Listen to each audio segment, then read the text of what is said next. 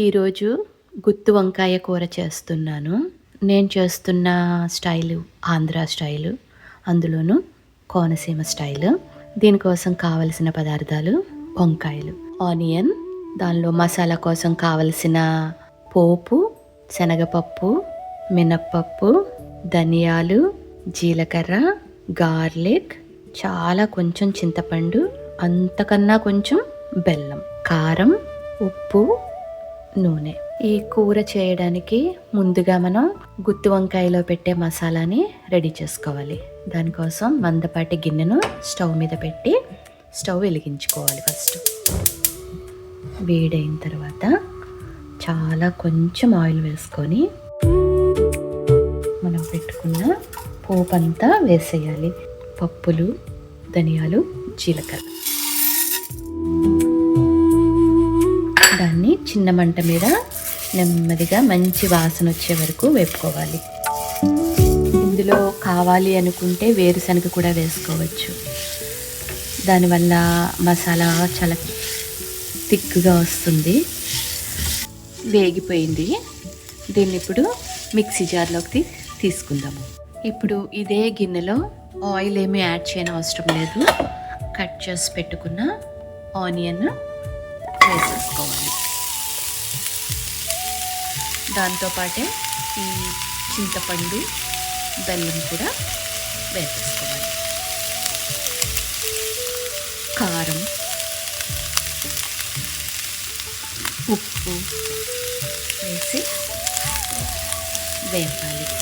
ఉప్పు వేసాం కాబట్టి ఆయిల్ ఎక్కువ లేకపోయినా ఆనియన్ మగ్గిపోతుంది. మనము ఆయిల్ ఇక్కడే తక్కువగా వేసుకుని చేసుకుంటే వంకాయ ఉడికేటప్పుడు కొంచెం ఆయిల్ వేసుకున్నా పర్వాలేదు. ఆనియన్ మరీ ఎక్కువగా ఏమీ ఉడికిపోని అవసరం లేదు. ఇక్కడ పచ్చివాసన పోయే వరకు వేపితే చాలు.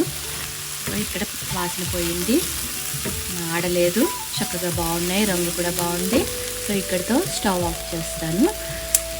ఇవి చల్లారిన తర్వాత ఇందాక మిక్సీలో వేసుకున్న పప్పులతోటి కలిపి ఈ పోపుతో కలిపేసి ముద్ద చేయాలి. ఇందులో అన్నీ వేసేసాం, ఉప్పు, కారం, మసాలా అన్నీ వేసాము. ఇది చల్లారిన తర్వాత ముద్ద చేసుకోవాలి. ఇందులో ఈ గార్లిక్ కూడా కలిపేసుకోవాలి. వంకాయల్ని ఇలా 4 భాగాలుగా కోసుకోవాలన్నమాట. ఇలాగ నూరు పెట్టిన ముద్దతోటి వంకాయలో కూరాలి. ఇలా కొంచెం కూరితే చాలు, మరీ ఎక్కువేం అవసరం లేదు. ఇలా పెట్టి గిన్నెలో రెడీ చేసుకోవాలి. అన్ని కాయలకి కారం కూరడం అయిపోయింది. ఇప్పుడు స్టవ్ ఆన్ చేసుకొని ఈ గిన్నెలో కావలసిన ఆయిల్ వేసుకోవాలి. ఇక్కడ నేను ఇలా వేస్తున్నాను. ఈ కూర మనం ఎంత తక్కువ ఆయిల్ వేసి చేద్దామన్నా కష్టమే, కొంచెం ఆయిల్ పడుతుంది.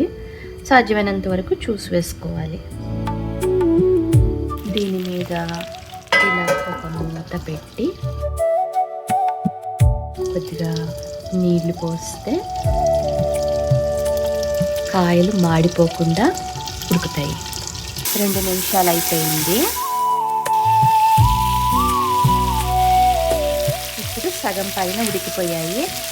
దీనిలో మిగిలిన కారాన్ని వేసి చిన్న మంట మీద సన్నగా ఉడకనివ్వాలి.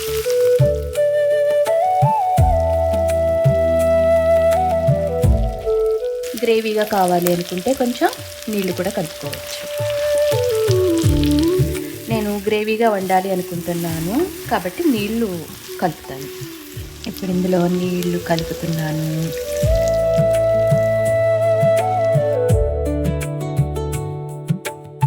ఈ కూర ఎంతవరకు వచ్చిందో చూద్దాము. ఇది ఉడికిందో లేదో తెలుసుకోవడానికి ఇలా చాకు తీసుకొని ఇలా అంటే లోపలికి వెళ్ళిపోతాయి. ఈజీగా లోపలికి వెళ్ళిపోతే ఉడికిపోయినట్టే. ఒకే సైజు వంకాయలు వేసుకుంటే అన్నీ చక్కగా ఉడికిపోతాయి. నాకు అన్నీ ఒకే సైజు దొరకకపోవడం వల్ల ఒకటి పెద్దది, ఒకటి చిన్నది అయ్యింది. దాంతో చిన్నవి ఉడికిపోయాయి, పెద్దవి నెమ్మదిగా ఉడుకుతున్నాయి. ఈ ఆంధ్ర కోనసీమ స్టైల్ వంకాయ తయారు చేయడానికి మసాలాలు మొదలు పెట్టినప్పటి నుండి ఈ కూర రెడీ అయి ఈ స్టేజ్కి రావడానికి నాకు 45 నిమిషాలు పట్టింది. చూసారు కదా, ఇలా కాయలా ఉంటూనే గ్రేవీ కనిపిస్తూ ఇది రెడీ అయిపోయింది. మీరు కావాలి అనుకుంటే దీన్ని డ్రై కూరలాగా కూడా చేసుకోవచ్చు.